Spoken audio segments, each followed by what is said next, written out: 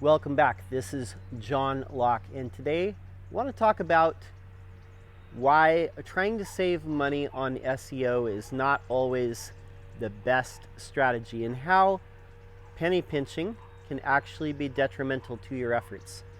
So there's a lot of areas where people try and save a little money with SEO, and it often backfires because you're not reaching your full potential when you do these things.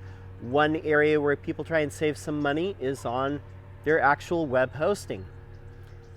Now, you can make all kinds of speed implementations. You can be compressing images.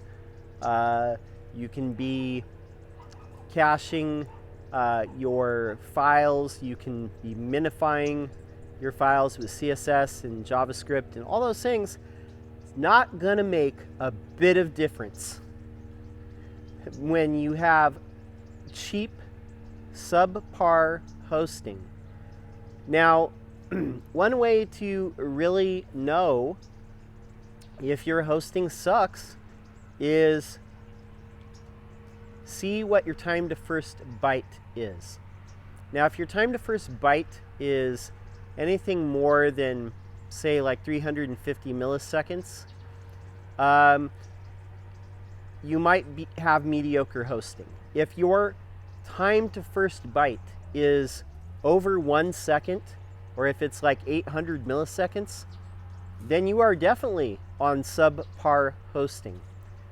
Time to first byte is the time that it takes for when people type your web address into the browser, the time it takes for the browser to go to the server and initially begin downloading the files and components that make up a web page. Now, this is not something that you can optimize except at the server level. So the hosting company that you choose and the hosting packages that you choose are going to have a big effect on this. So one way that you can check this out is going into the Chrome browser, open the Dev Tools, look at the Network tab, refresh the page, and when you click on the web page, the very first component at the top that has the name of the web page, click on that and you will see different timings, a waterfall of things that are downloading.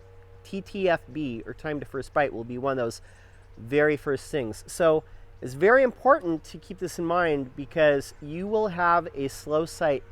You can compress the heck out of your images. You can minify, concatenate all your JavaScript and CSS files. You can shrink your image file sizes. You can do all that different stuff.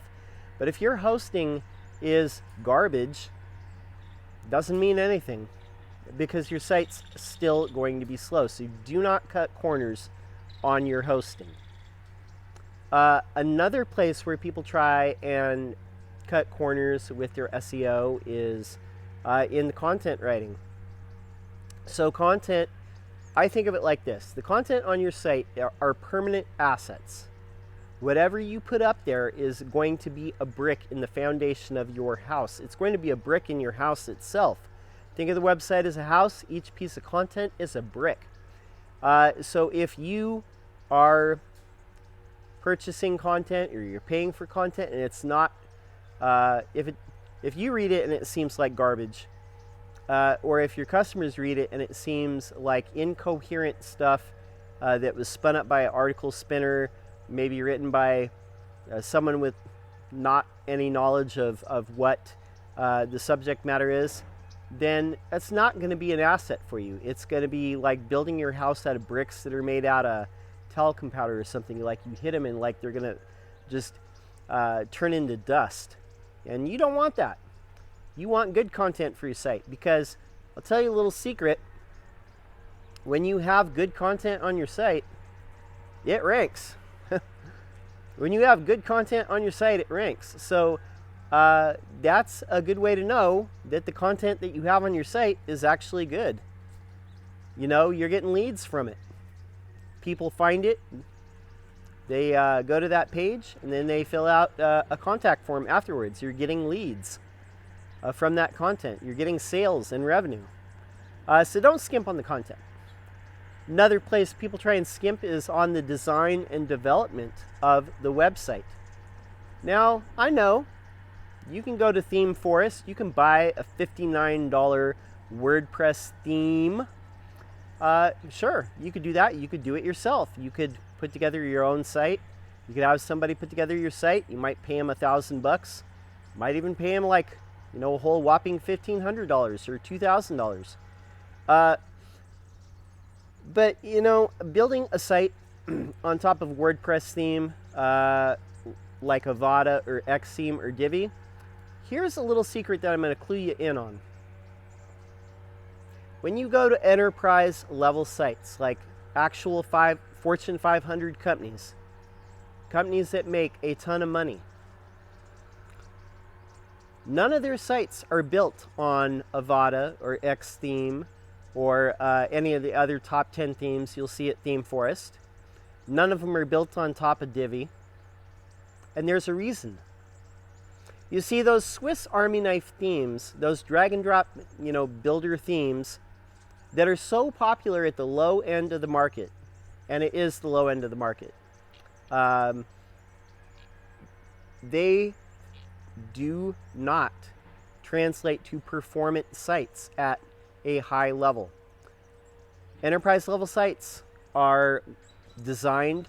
They have a team of designers designing the site. They have a team of developers developing the site. And it's usually custom built, maybe on WordPress, maybe not. Maybe it's on Drupal. Maybe it's on something else.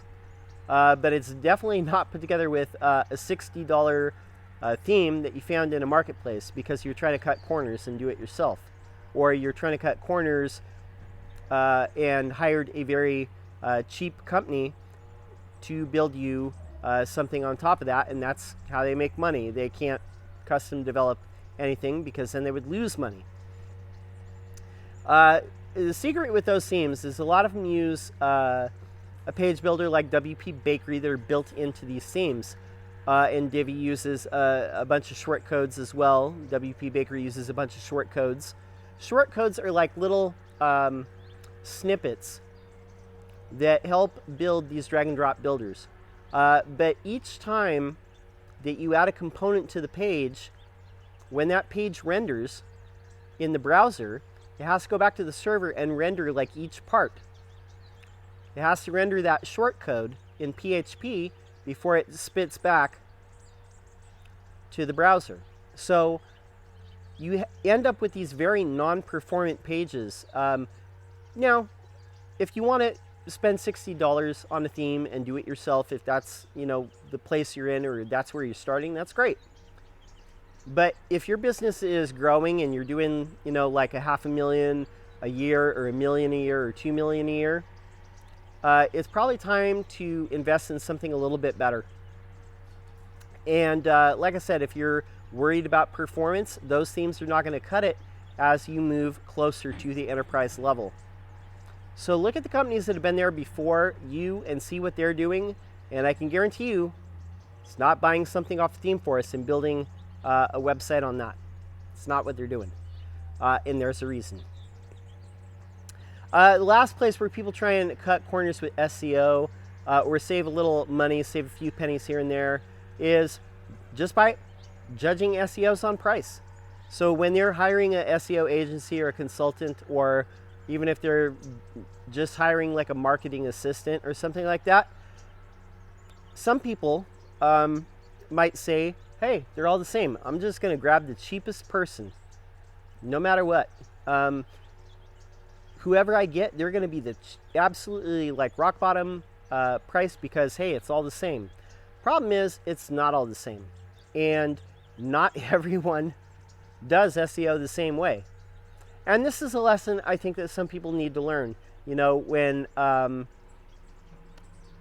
they get a bunch of bad backlinks, or they get a bunch of bad content, or they get a bunch of bad advice from people. They get advice that's outdated, that's 10 years old. That's what happens when you go for the lowest price option. Buying SEO is not like buying toilet paper at Costco.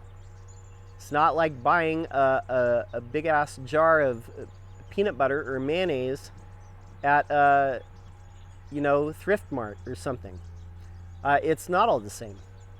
Every agency, every consultant works a little bit different, and everybody has different processes, and some people's process is, hate to say it, a little bit better than others.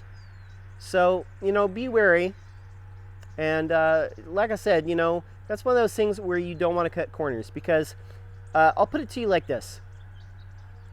You might have come a long way. You may have come a very long way. Maybe you're making $1 million a year. Maybe you're making $500,000 a year. Maybe you're making $2 million a year, whatever it is. But if somebody can, an agency or a consultant or whatever, can come in and help you double that amount.